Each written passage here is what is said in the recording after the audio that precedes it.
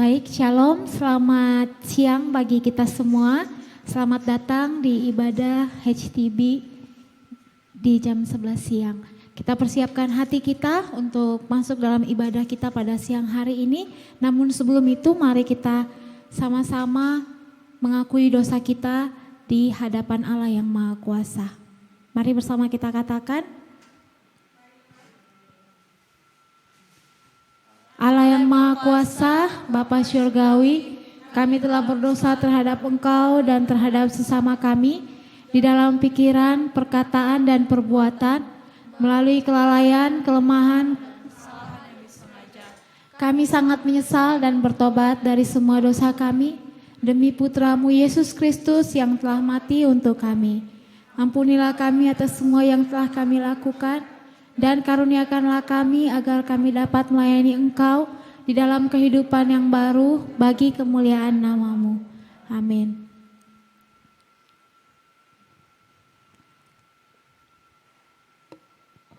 Allah yang Maha Kuasa, Allah yang Maha Kuasa yang mengampuni setiap orang yang sungguh-sungguh bertobat, mengasihani kita, mengampuni dan melepaskan kita dari semua dosa kita, meneguhkan dan menguatkan kita dalam segala kebaikan, dan memelihara kita dalam kehidupan yang kekal melalui Yesus Kristus Tuhan kita. Amin. Baik, saya persilakan kita semua untuk bangkit berdiri dan kita akan bersama-sama menyembah Tuhan.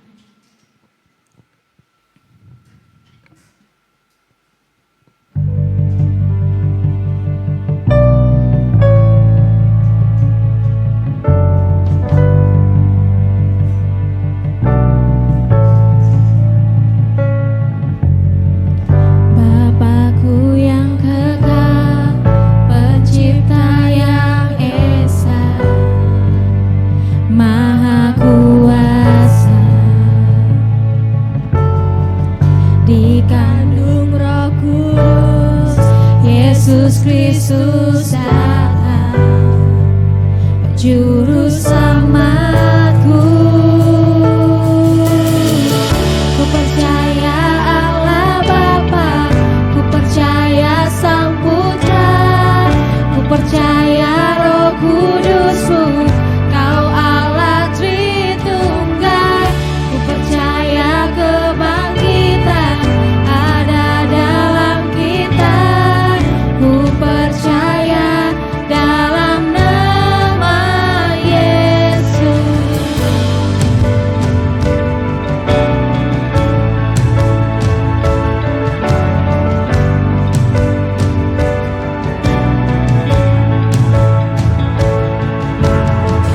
Hakim dan pembela di salib sengsara, Kaulah rahmat-Mu. Turun ke dalam bait yang mulia Bapa, berkata selamanya. Ku percaya Allah Bapa, ku percaya Sang Putra, ku percaya Roh Kudus-Mu, Kau Allah Tritunggal. Ku percaya kebangkitan ada dalam kita. Ku percaya dalam nama Yesus. Percaya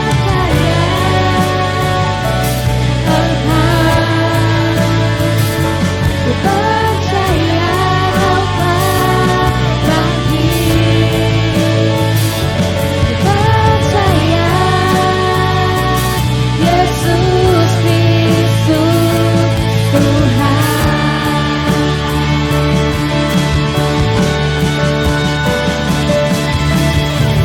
Ku percaya Allah lahirnya anak darah, orang kudus bersekutu, gereja yang kudus. Ku percaya kebangkitan waktu Yesus datang. Ku percaya dalam nama Yesus.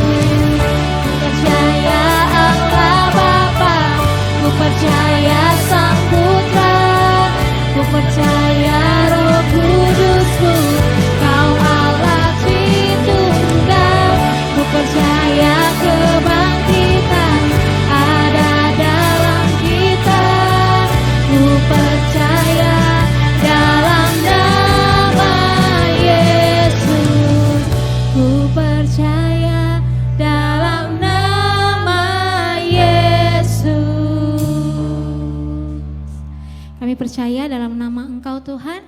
Terima kasih bertaktalah dalam kehidupan kami. Dalam nama Yesus, amin. Sekali lagi selamat siang bagi kita semua. Mari bersama kita angkat satu pujian ini bersama dengan Tuhan. Bersama kita bertepuk tangan dan kita katakan firman terangi jalanku.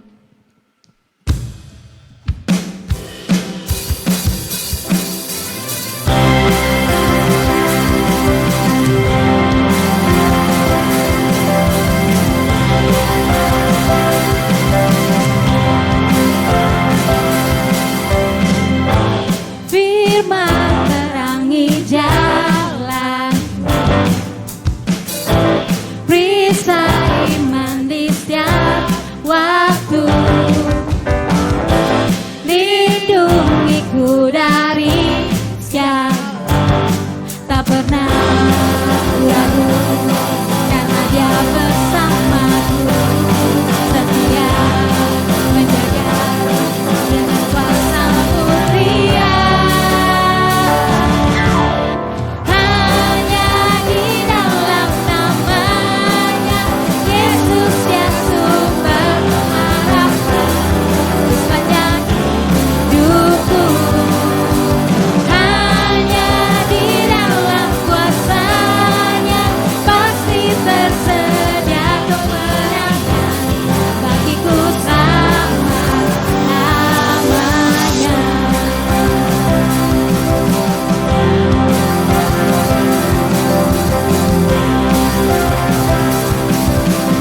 Kita katakan kebenaran yang bebaskan, kebenaran yang bebaskan, selalu berikanku, selalu berikanku kekuatan, hadapi segala tantangan, tak pernah ku ragu, karena Dia bersamaku, setia menjaga dengan kuasa mulia. Hanya di dalam namanya Yesus yang sumber pengharapan di sepanjang hidupku. Hanya di dalam kuasa-Nya pasti tersedia kemenangan bagiku selama-lamanya.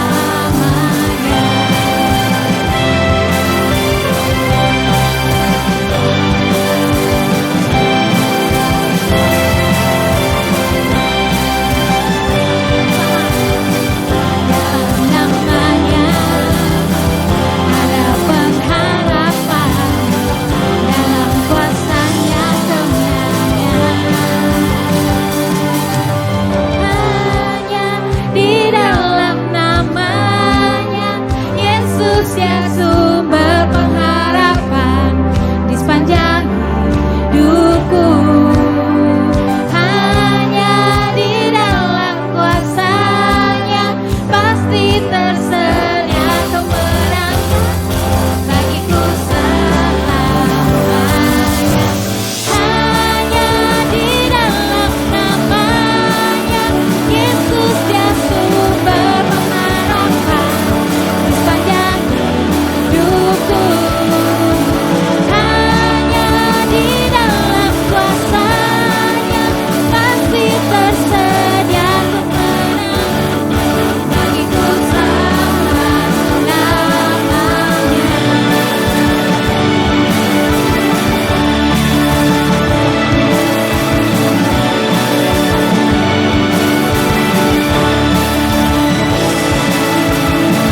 Dalam namanya ada pengharapan, dalam kuasa-Nya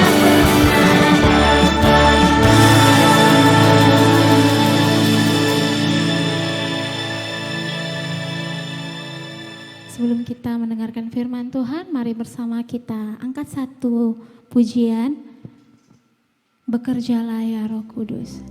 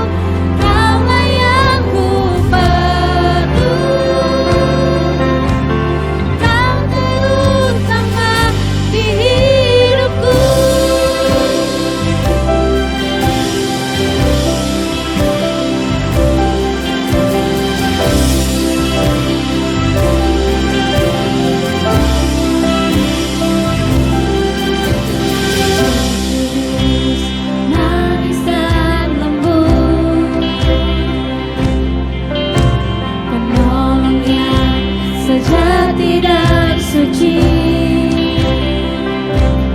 Ku rindu mendekat, mengerti hatimu, jalan dalam kuasa-Mu. Bekerjalah ya Roh Kudus, berkatalah lebih lagi urapanmu dalam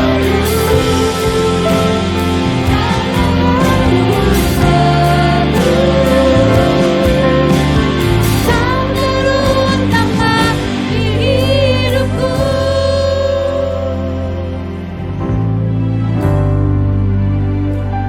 Kami percaya Tuhan, dan kami mau menjadikan Engkau yang terutama dalam kehidupan kami.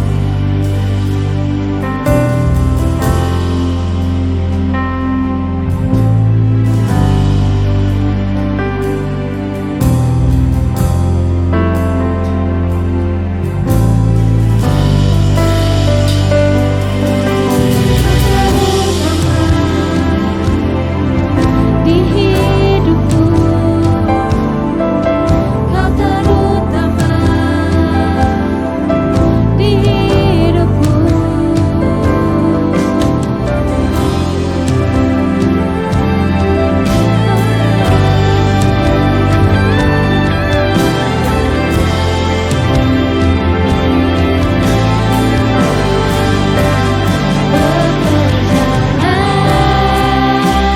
Ya Roh Kudus, berkatalah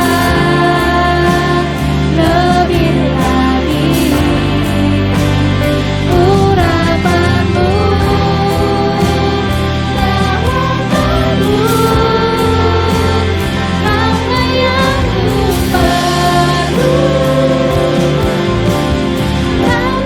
Kau terutama di hidupku.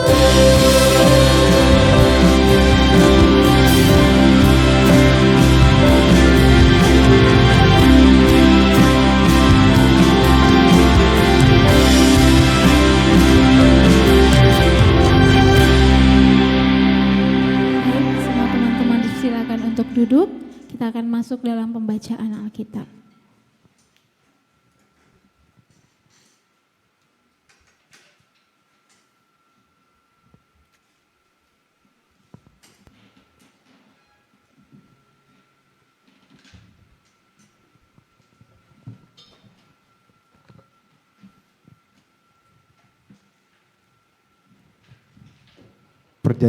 Pembacaan perjanjian lama diambil dari Keluaran 34 ayat 29 sampai 35.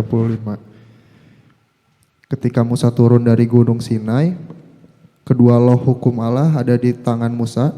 Ketika ia turun dari gunung itu, tidakkah ia tahu bahwa kulit mukanya bercahaya oleh karena ia telah berbicara dengan Tuhan. Ketika Harun dan segala orang Israel melihat Musa, tampak kulit mukanya bercahaya, maka takutlah mereka mendekati dia. Tetapi Musa memanggil mereka, maka Harun dan segala pemimpin jemaah itu berbalik kepadanya, dan Musa berbicara kepada mereka. Sesudah itu mendekatlah segala orang Israel, lalu disampaikanlah kepada mereka segala perintah yang diucapkan Tuhan kepadanya di atas gunung Sinai. Setelah Musa selesai berbicara dengan mereka, diselubunginyalah mukanya. Tetapi apabila Musa masuk menghadap Tuhan untuk berbicara dengan dia, ditanggalkannyalah selubung itu sampai ia keluar. Dan apabila ia keluar, dikatakannya kepada orang Israel apa yang diperintahkan kepadanya.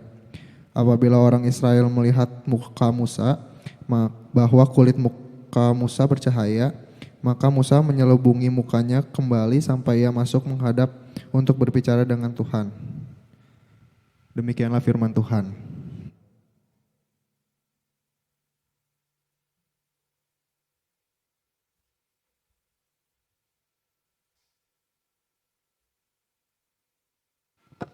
Pembacaan Alkitab yang kedua terambil dari 2 Korintus 4 ayat 3 sampai 6. Jika Injil yang kami beritakan masih tertutup juga, maka ia tertutup untuk mereka yang akan binasa, yaitu orang-orang yang tidak percaya, yang pikirannya telah dibutakan oleh ilah zaman ini, sehingga mereka tidak melihat cahaya Injil tentang kemuliaan Kristus yang adalah gambaran Allah.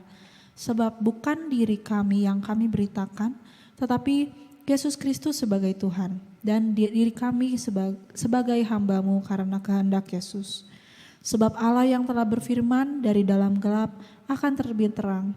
Ia juga yang membuat terangnya bercahaya di dalam hati kita, supaya kita beroleh terang dari pengetahuan tentang kemuliaan Allah yang nampak pada wajah Kristus. Demikianlah firman Tuhan.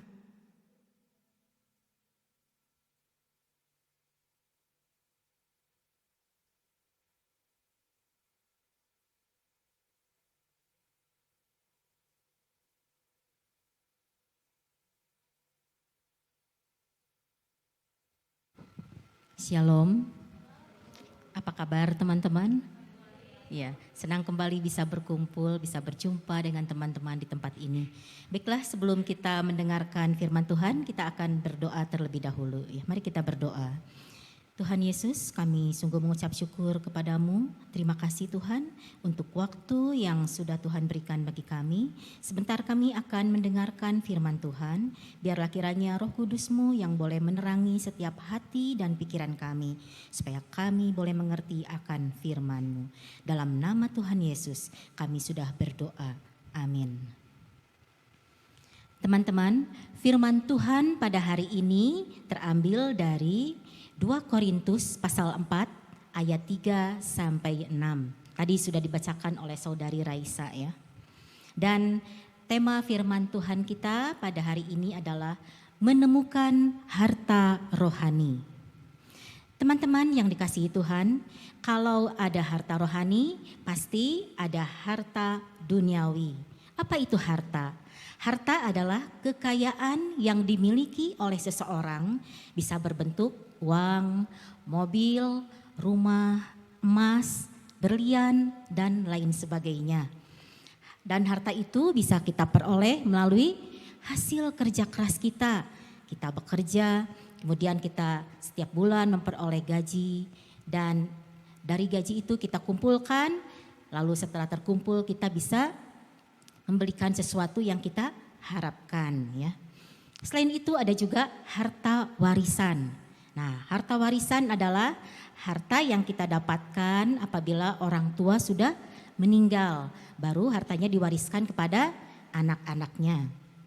Selain itu ada juga harta karun, yaitu kekayaan lain yang tersembunyi, lalu ditemukan namun tidak diketahui asal usulnya. Nah, teman-teman, Tuhan juga sudah menyediakan kepada semua orang yaitu harta rohani yang tidak ternilai harganya, tidak bisa dibandingkan dengan emas ataupun berlian atau apapun yang ada di dalam dunia ini ya. Bagaimana cara menemukan harta rohani ini? Sebab dalam kenyataannya masih banyak orang yang belum menemukan harta rohani ini. Mengapa? Karena mereka tidak mau membuka hatinya untuk Injil. Hati mereka masih tertutup. Pikiran mereka telah dibutakan oleh ilah zaman ini. Ilah zaman ini menunjuk kepada iblis yang memegang kuasa atas banyak ruang lingkup kehidupan manusia. Penolakan terhadap firman Tuhan adalah fakta kegelapan yang menyelimuti hati manusia. Nafsu duniawi, keserakahan, kesombongan, keegoisan, dan masih banyak lagi hal-hal yang dipengaruhi oleh ilah-ilah zaman yang dapat membutakan mata rohani mereka. Sehingga manusia tidak dapat melihat kemuliaan Allah. Padahal Yesus sudah memberikan jaminan tempat yang penuh kemuliaannya dalam kerajaannya bagi yang mau percaya kepadanya. Nah, kasihan sekali orang-orang seperti ini. Mereka terbuai oleh kemewahan dunia ini. Mereka hanya tertarik kepada hal-hal duniawi saja. Mereka hanya memuaskan hawa nafsunya sendiri saja. Mereka berpikir tidak perlu Yesus. sehingga mereka tidak mau percaya kepada Yesus. Sehingga dalam suratnya tadi ya, dalam 2 Korintus pasal 4 ayat 3 sampai 4, nah Paulus mengatakan, jika Injil yang kami beritakan masih tertutup juga, maka ia tertutup untuk mereka yang akan binasa, yaitu orang-orang yang tidak percaya, yang pikirannya hanya dibutakan oleh ilah zaman ini, sehingga mereka tidak melihat cahaya Injil tentang kemuliaan Kristus yang adalah gambaran Allah. Artinya mereka tidak tunduk kepada Yesus Kristus, tetap berada di bawah kekuasaan iblis. Dia membutakan mata rohani mereka terhadap kebenaran dan kemuliaan Injil, agar mereka tidak dapat diselamatkan. Nah, teman-teman, sudahkah kita menemukan harta rohani itu? Sudahkah kita memiliki Yesus di dalam hati kita? Jangan kita berpikir kita ini sudah rajin datang ke gereja setiap minggu nih, seperti sekarang ini ya. Kita sudah aktif dalam pelayanan di gereja, kita rajin ikut persekutuan. Karena memang kita terlahir dalam keluarga Kristen, sehingga semua itu kita lakukan hanya sebagai suatu rutinitas saja. Kan malu ya kalau misalnya dilihat sama orang lain, sama tetangga kita misalnya, ih katanya orang Kristen tapi kok di rumah aja hari Minggu gitu, nggak pergi ke gereja gitu. Nah jadi kita melakukan semua itu hanya karena kita memang terlahir dari keluarga Kristen dan karena sudah rutinitas bagi kita gitu. Jadi kalau hari Minggu ya harus ke gereja gitu ya. Nah, teman-teman, pergi ke gereja itu baik dan sudah suatu keharusan bagi setiap orang Kristen. Tetapi apakah teman-teman sudah menemukan harta rohani itu? Apakah teman-teman sudah percaya kepada Tuhan Yesus? Nah, di dalam kitab Injil ada suatu perumpamaan, yaitu tentang orang Farisi dan pemungut cukai. Orang Farisi ini dan pemungut cukai ini pergi dua-duanya ya ke bait Allah. Dan si orang Farisi ini dia adalah orang yang rajin melakukan semua kegiatan yang berkaitan dengan kerohanian ya. Dia pergi berdoa di bait Allah. Dia mengucap syukur kepada Allah. Dan di dalam doanya ini orang Farisi ini mengaku bahwa dia itu tidak seperti orang lain gitu. Dia tidak dirinya itu tidak sama seperti orang lain. Bukan perampok, bukan orang lalim, bukan pezina, dan juga bukan seperti pemungut cukai ini katanya. Aku berpuasa 2 kali seminggu. Aku juga rajin memberikan perpuluhan. Kalau kita melihat dari doanya ini, apakah ada yang salah dengan orang Farisi ini? Sepertinya tidak gitu ya. Lalu salahnya di mana nih? Orang Farisi ini menganggap dirinya benar. Dia berpikir bahwa dia benar karena usahanya sendiri. Dia tidak sadar akan perangainya yang berdosa. Dia menyangka tidak memerlukan kasih karunia Allah. Jadi orang Farisi ini dia tidak memiliki kerendahan hati. Sepertinya dia orang yang mengasihi Tuhan, tetapi kenyataannya tidak. Orang Farisi ini melakukan semua kegiatan keagamaannya itu hanya supaya bisa dilihat oleh orang lain. Semua yang dia lakukan hanyalah kewajiban saja sebagai seorang rohaniawan. Karena mata rohaninya masih tertutup, sehingga orang Farisi ini tidak dapat menemukan harta rohani yang terpendam. Lain halnya dengan si pemungut cukai ya. Dia datang ke bait Allah, dia berdoa kepada Allah dan dia menundukkan dirinya di hadapan Allah. Dia merendahkan diri dan dia mengaku ke hadapan Allah bahwa dirinya adalah orang berdosa. Dia tidak layak gitu ya. Dia sungguh banyak dosanya gitu.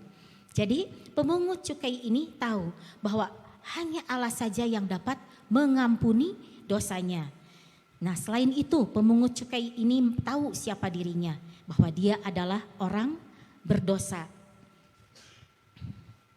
Dia butuh Yesus di dalam dirinya, sehingga dia datang merendahkan dirinya di hadapan Allah dan percaya kepada Allah. Di situ dia bisa menemukan harta rohani yang tak ternilai. Demikian juga halnya dengan Musa ya. Tadi sudah dibacakan oleh saudara Andre ya di dalam Kejadian pasal 34 ayat 29 ya. Nah, Di situ dikatakan bahwa Musa ini adalah seorang yang dipilih dari sekian banyak orang dari bangsanya. Dia dipilih untuk menjadi pemimpin bagi umat Israel yang tegar tengkuk itu ya. Dalam menjalankan kepemimpinannya ini, Musa adalah seorang yang taat kepada Allah. Musa juga adalah seorang yang rendah hati. Makanya dia dipilih oleh Allah. Tetapi Musa tidak menyombongkan dirinya seperti seorang Farisi itu ya. Nih lihat aku terpilih jadi pemimpinmu katanya. Karena aku begini. Tidak, itu tidak dilakukan oleh Musa ya. Musa adalah seorang yang baik dan dia seorang yang rendah hati. Makanya Tuhan tahu, Tuhan tidak salah pilih orang ya. Nah, Musa juga melayani Tuhan dengan segenap hatinya, dengan hati yang tulus karena Musa sangat mengasihi Tuhan dan Musa juga tahu siapa Allah yang dia percayai. Teman-teman, ketika Musa tahu siapa itu Allah dan Musa percaya kepada Allah, maka Musa menemukan harta rohani yang tidak ternilai itu.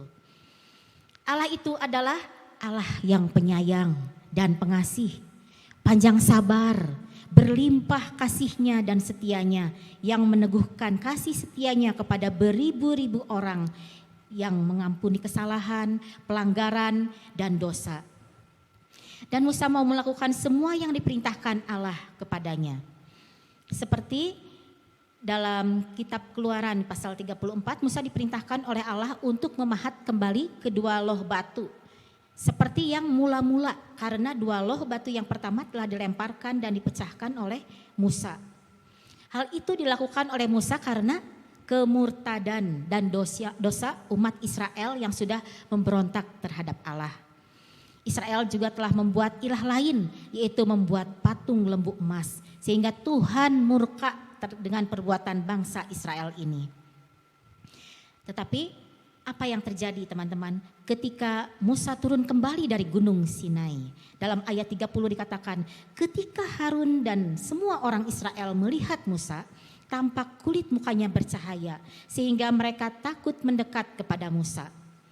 Apa yang bisa membuat kulit muka Musa menjadi bercahaya? Sedangkan zaman dulu tidak ada skincare gitu ya.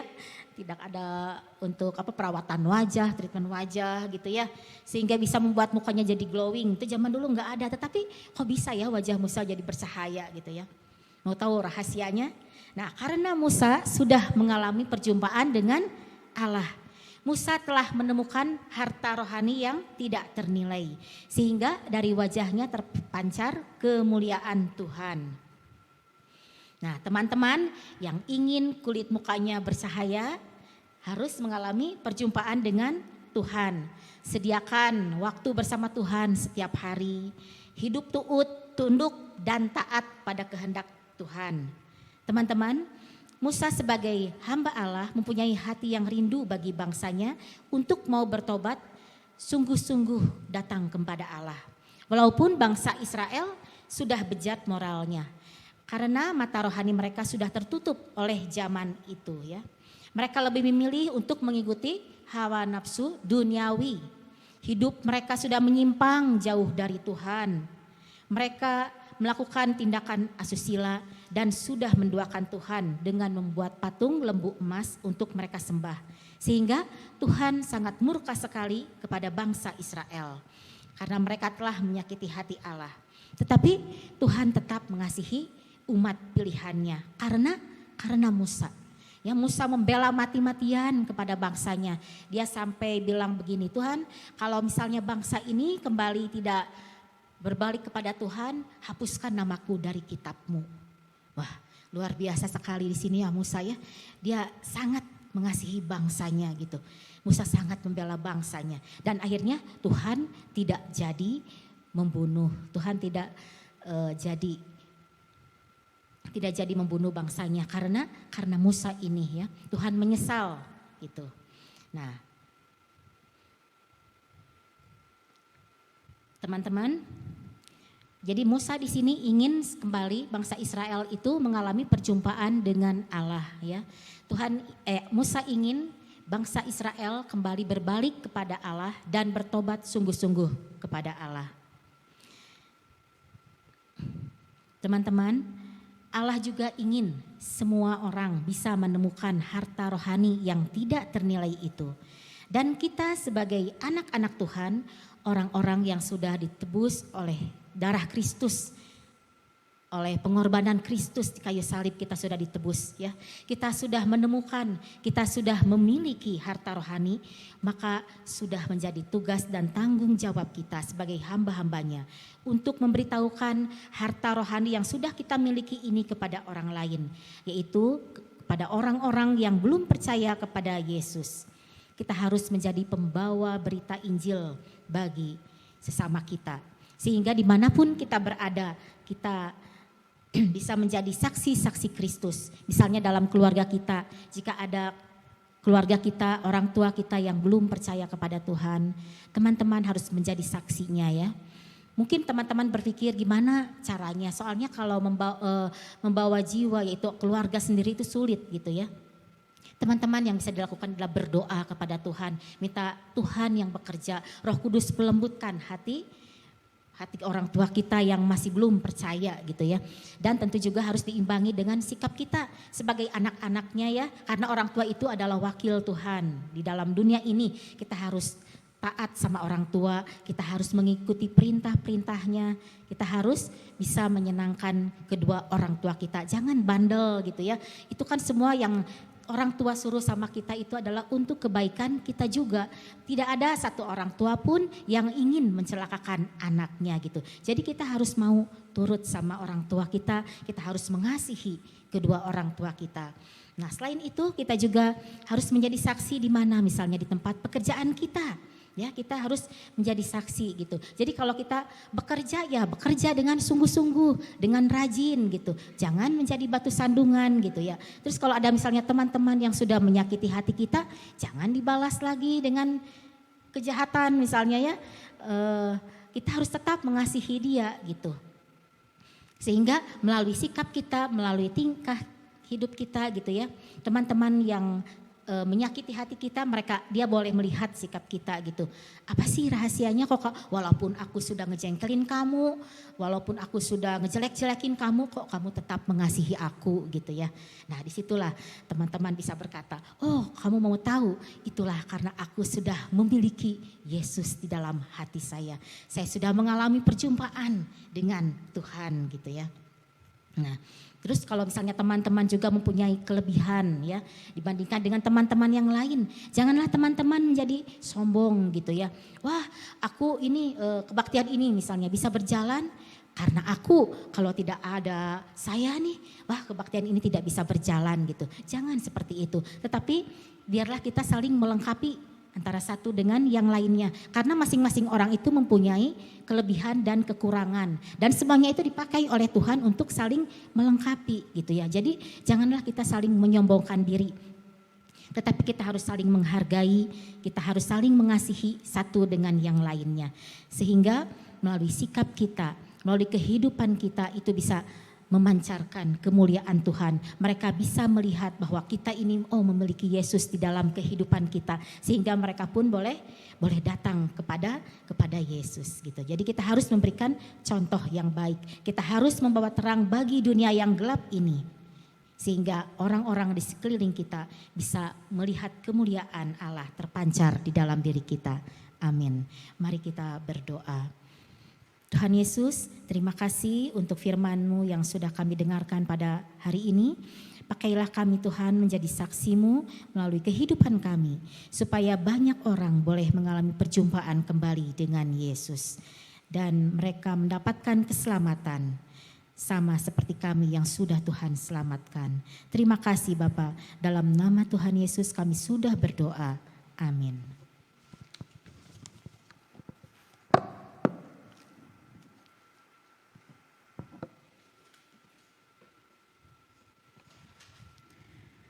Kita akan masuk dalam pengakuan iman, semuanya dipersilakan berdiri. Bersama, aku percaya kepada Allah, Bapa yang Maha Kuasa, Khalik langit dan bumi, dan kepada Yesus Kristus Putranya yang tunggal Tuhan kita, yang dikandung dari Roh Kudus, lahir dari anak darah Maria, yang menderita sengsara di bawah pemerintahan Pontius Pilatus, disalibkan, mati dan dikuburkan. Ia turun ke dalam dunia orang mati, pada hari ketiga dia bangkit kembali. Ia naik ke surga dan duduk di sebelah kanan Sang Bapa. Ia akan datang kembali untuk menghakimi orang yang hidup dan yang mati. Aku percaya kepada Roh Kudus, gereja yang kudus dan am, persekutuan orang kudus, pengampunan dosa, kebangkitan orang mati dan hidup yang kekal. Amin. Silakan duduk kembali. Kita akan masuk dalam doa syafaat. Mari kita tundukkan kepala dan kita berdoa. Segala pujian, syukur, kemuliaan hanya bagi nama-Mu Tuhan Yesus. Kami bersyukur buat kesempatan yang Engkau berikan kepada kami. Kami bisa bernafas pada hari ini, itu semua karena anugerah Tuhan. Saat ini kami akan menaikkan segala doa-doa kami ke hadapan-Mu. Biarlah Engkau menjawab sesuai dengan kehendak-Mu. Khusus kami berdoa bagi bangsa dan negara kami. Berkati pemimpin yang ada dan semua yang terlibat dalam pemerintahan. Biarlah dapat menjalankan tanggung jawab mereka dengan takut akan Engkau, dengan hikmat datangnya pada Engkau. Dan kami berdoa juga bagi gereja-gereja di seluruh dunia, khusus yang ada di Indonesia. Biarlah semua gereja, setiap gembala yang ada dapat memimpin jemaat Tuhan untuk lebih setia dan lebih takut akan Engkau. Dan apa yang menjadi program dalam tahun ini untuk setiap gereja, biarlah itu dapat menjadi berkat bagi semua jemaat Tuhan. Dan juga biarlah setiap gereja dapat orang-orang misi, bahkan gembala dan semua pelayan Tuhan dapat menjangkau jiwa-jiwa yang belum mengenal Engkau. Kami juga berdoa bagi orang-orang sakit dimanapun saat ini berada, baik yang ada di sini, Tuhan pulihkan, Tuhan sembuhkan. Kami yakin percaya bahwa Engkau adalah dokter di atas segala dokter. Bagi kami semua juga yang hadir pada hari ini dalam pekerjaan, dalam perkuliahan, dalam rumah tangga, dan apapun itu Tuhan, biarlah Roh Kudus-Mu yang selalu memampukan kami, menguatkan hati kami untuk melakukan apa yang sudah menjadi tanggung jawab kami. Kami juga bersyukur untuk teman-teman kami yang hadir pada hari ini. Mereka dapat mengikuti ibadah dengan baik, itu semua karena kekuatan dan pertolongan daripada Engkau. Kami juga bersyukur di mana Engkau sudah menyertai pulang perginya kami dari Jogja, dan kami tiba dengan selamat di tempat ini, itu semua karena anugerah-Mu. Dan apa yang telah diprogramkan dalam pelayanan pemuda di tempat ini, biarlah Tuhan yang campur tangan dan juga menuntun setiap pemimpin yang ada agar dapat mengatur dengan baik setiap pelayanan yang ada. Kami juga bersyukur buat kelahiran putra dari teman kami. Biarlah Engkau terus memberikan pemulihan kepada ibunya dan juga pemulihan kepada bayi yang sudah lahir ini. Kami serahkan semuanya ke dalam tangan-Mu, hanya di dalam nama Tuhan Yesus kami berdoa. Amin. Kita akan kita bersama-sama membacakan doa Bapa kami.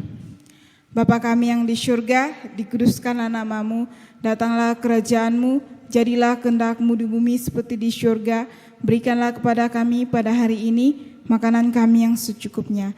Dan ampunilah kami akan kesalahan kami, seperti kami juga mengampuni orang yang bersalah kepada kami. Dan janganlah membawa kami ke dalam pencobaan, tetapi lepaskanlah kami daripada yang jahat. Karena Engkau-lah yang punya kerajaan dan kuasa dan kemuliaan sampai selama-lamanya. Amin. Kita akan masuk dalam persembahan yang bertugas. Dipersilakan.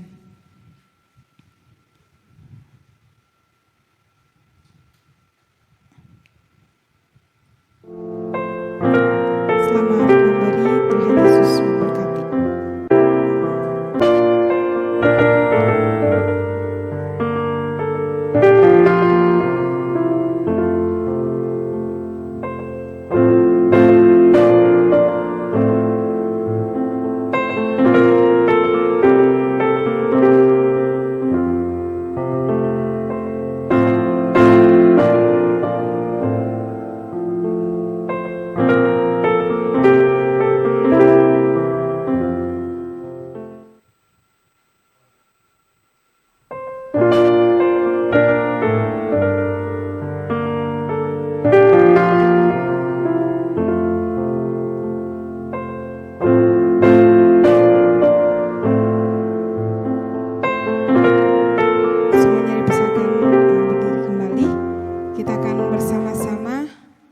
berdoa untuk persembahan.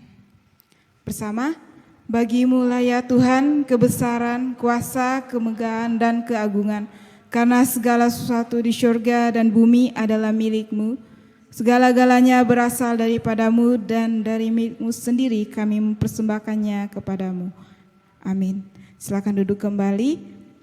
Kita akan masuk dalam pengumuman.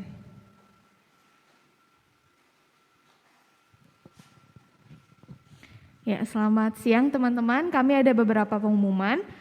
Kami mengucapkan selamat datang kepada teman-teman yang hadir dan yang baru hadir pertama kali hari ini. Apakah ada? Boleh acungkan tangan. Oh, belum ada di sini wajah-wajah lama, mungkin di Zoom ya kami mengucapkan selamat datang. Lalu kami juga mengucapkan terima kasih kepada pembawa firman hari ini, Ibu Yulianawati. Tuhan memberkati Ibu sekeluarga dan pelayanannya ke depan. Dan kami juga mengucapkan selamat kepada Ko Andri dan Michelle atas kelahiran putra pertamanya. Semoga menjadi anak yang takut akan Tuhan. Lalu untuk kegiatan setiap minggu dari STBC yang pertama, kami ada connect group, ada 2. Yang pertama Daisy itu dilaksanakan setiap Sabtu jam 4 dan CG Iris dilaksanakan setiap Sabtu juga jam 5 sore. Lalu untuk kegiatan di bulan depan, bulan Maret, kami akan mengadakan Alpha, itu dilaksanakan tanggal 1 Maret 2023. Dan buat teman-teman yang ingin mengundang teman-teman yang lain bisa melihat pamfletnya, itu ada di Instagram Alpha STBC, bisa di-share juga di media sosialnya. Lalu terakhir setelah ibadah seperti biasa jangan langsung pulang, karena kita akan menikmati berkat Tuhan bersama di bawah. Terima kasih. Baik, saya persilakan kita semua untuk berdiri. Kita akan mengakhiri ibadah kita pada siang hari ini dengan menyanyikan sebuah lagu, How Great is Our God.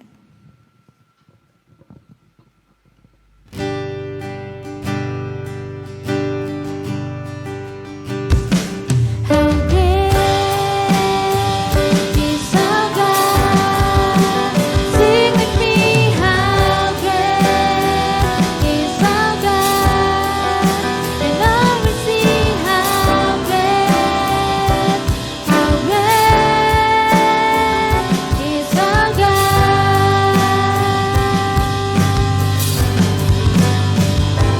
How great is our God?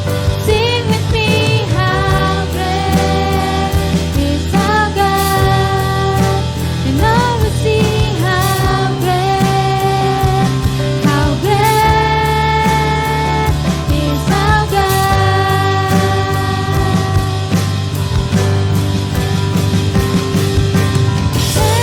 of our praise,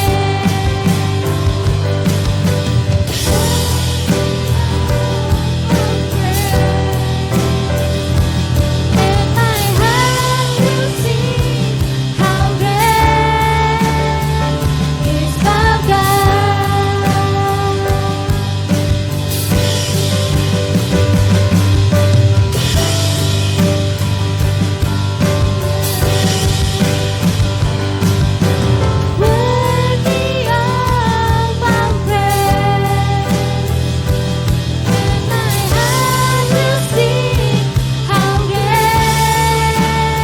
is our God.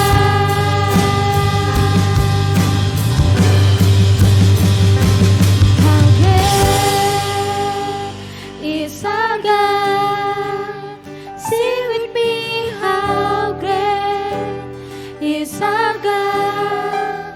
And all will see how great is our God. And all will see how great is our God. Bersama kita menerima berkat daripada Tuhan. Kasih karunia Tuhan kita Yesus Kristus dan kasih Allah dan persekutuan Roh Kudus menyertai kita senantiasa. Amin. Silakan duduk untuk bersaat teduh.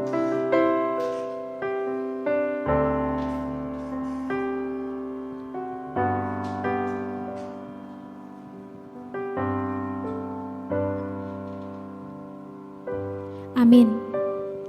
Baik, selamat hari Minggu. Tuhan Yesus memberkati. Teman-teman, nanti di belakang ada Ariela akan membagikan kepada teman-teman kue kayak namanya.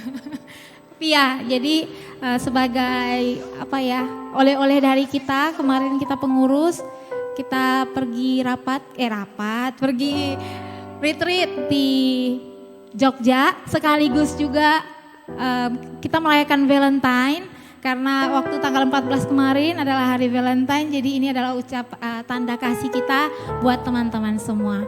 Ya, selamat menikmati teman-teman, Tuhan Yesus memberkati. Selamat siang.